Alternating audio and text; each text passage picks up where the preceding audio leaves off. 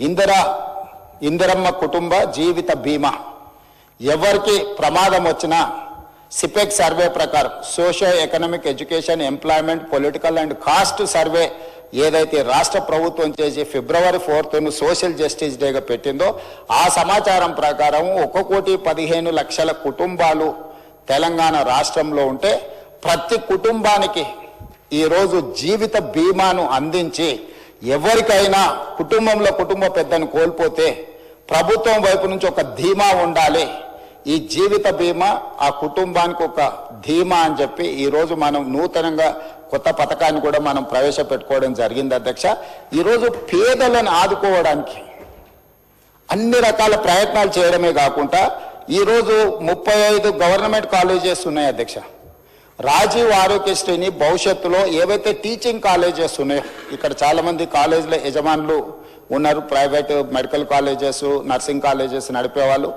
Teaching కాలేజెస్కి ఏమో పేషెంట్లు రావటం లేదు, చాలా వాటికి పేషెంట్లు పోయే దగ్గరనేమో ప్రొఫెషనల్స్ లేరు.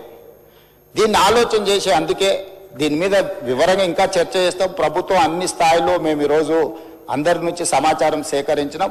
ఏ ఏరియాలో అయితే టీచింగ్ కాలేజెస్ ఉన్నాయో పర్టికులర్గా మెడికల్ కాలేజీలు రాజీవ్ ఆరోగ్యశ్రీని మొత్తం ఆ మెడికల్ కాలేజీలకు పంపిస్తే అక్కడ చదువుకునే నర్సింగ్ కాలేజ్ స్టూడెంట్స్కైనా మెడికల్ కాలేజ్ స్టూడెంట్స్కైనా పీజీ చదువుకునేటోళ్ళకైనా ఫర్దర్ స్పెషలైజేషన్ చేసేటోళ్ళకైనా విరివిగా బాధితులు వచ్చినప్పుడు వాళ్ళను ట్రీట్ చేయడం ద్వారా వాళ్ళకి వర్క్ ఎక్స్పీరియన్స్ వస్తుంది.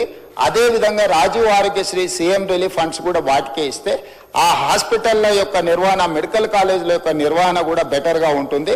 అందులో పనిచేసే డాక్టర్లు సర్జరీ చేస్తే వాళ్ళకి స్పెషల్ ఇన్సెంటివ్స్ ఇవ్వాలనుకుంటున్నాం అధ్యక్ష.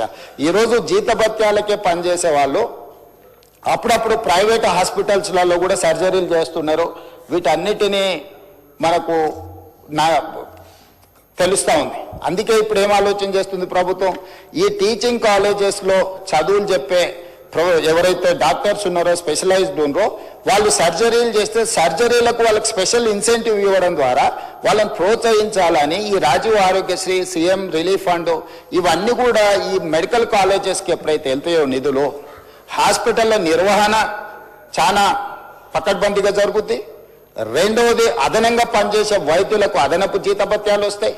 మూడవది ఈరోజు మనము పెద్ద పెద్ద చదువులు చదువుకున్న డాక్టర్లను హాస్పిటల్ల మేనేజ్మెంట్ కూడా వాళ్ళని చూడమంటున్నాం.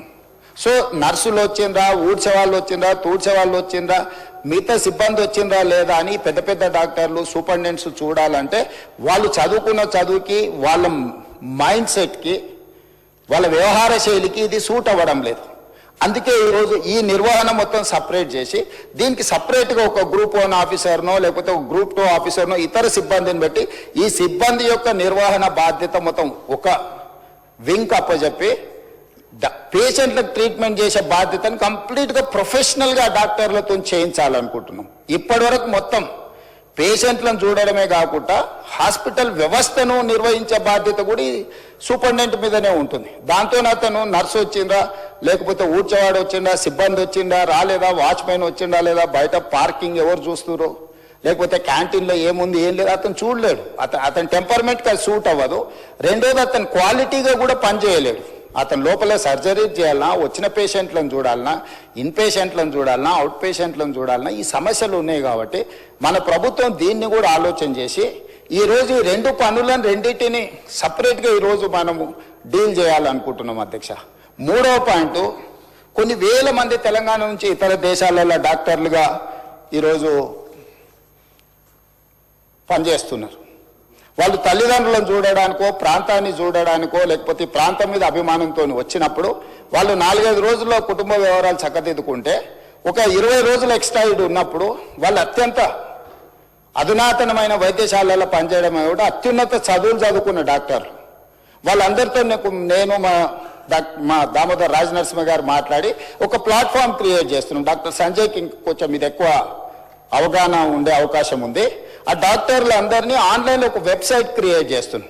వాళ్ళు ఎప్పుడు మన ప్రాంతానికి వస్తుండ్రు, ఏ టైంలో వాళ్ళు ఈ స్పెషల్ డిసీజెస్ కానీ సర్జరీలు కానీ లేకపోతే మెడికల్ కాలేజీలకు వెళ్ళి చదువులు చెప్పడానికి సమయం ఇండికేట్ చేస్తే ఆ టైంలో వాళ్ళని ఆయా హాస్పిటల్స్లలో వాళ్ళ సేవలను వినియోగించుకోవాలని చెప్పి ఈరోజు వాళ్ళందరితో చర్చ చేసినాం. వాళ్ళందరినీ కూడా ఒక కొలికి పట్టుకొచ్చినాం అధ్యక్ష.